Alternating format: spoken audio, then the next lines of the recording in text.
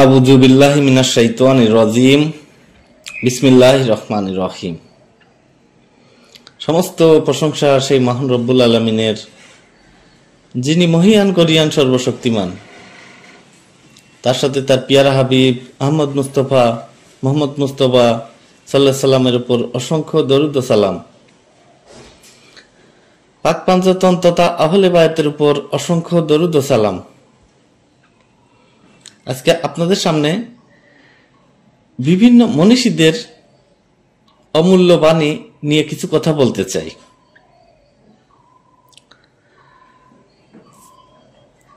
মাওলানা Jalaluddin Rumi রহমাতুল্লাহ আলাইহি, যিনি জগৎ বিখ্যাত মাওলানা, তিনি বলেছেন,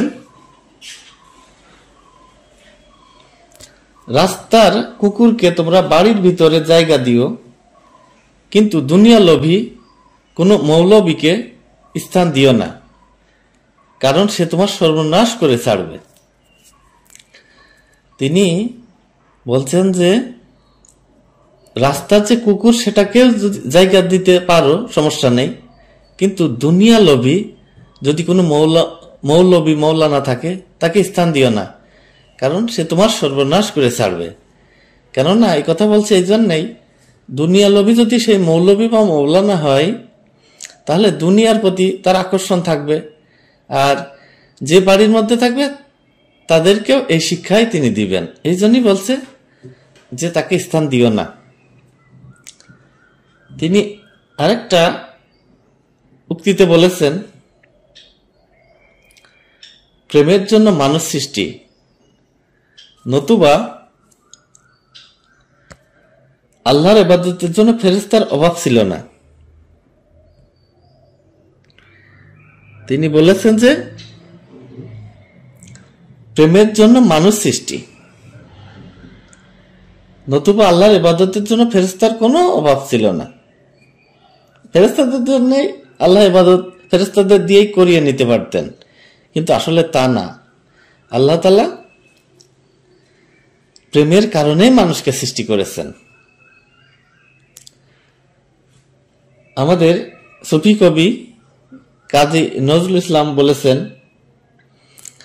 তোমাতে হইবে আমার রাসূল আল্লাহর দর্শন, আমি ধরি মুর্শিদ তোমার দুই চরণ।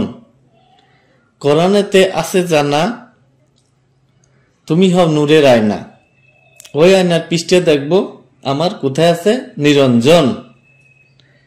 আল্লাহর নামকে নিরঞ্জন বলা হয়। আর বলছেন, তিনি প্রথমে কি সুন্দর করে বললেন, এই মানুষগুলো কত সুন্দর করে তার বাণীগুলো বলে থাকেন যে, মুর্শিদ তোমার মধ্যে আমি আল্লাহ রসুলকে দেখব, দর্শন করব, এই জন্য আমি তোমার দুই চরণ ধরি, চরণ মানে পা। আর বলছে কোরআনে তো আছে জানা, মুর্শিদ তুমি হচ্ছে নূরের আয়না, ওই আয়নার পৃষ্ঠে দেখব আমার কোথায় আছে নিরঞ্জন। কারণ মুর্শিদের রূপের মধ্যেই রসুলকে এবং আল্লাহকে দর্শন করতে হয়। এটা আমরা জানি, যারা তরিকত ভক্ত মানুষ তারা এটা জানে।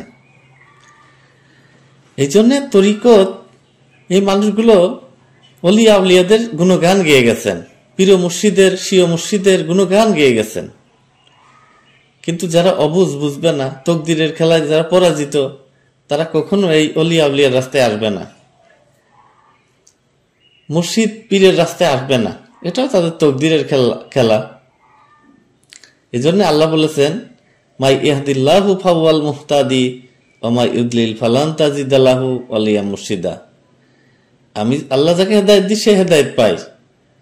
আমি আল্লাহ তার জন্য অলি পর্যায়ের মুর্শিদ জুটাই দিই, আর আমি আল্লাহ যাকে পথভ্রষ্ট করি সে অলি পর্যায়ের মুর্শিদ পাবে না।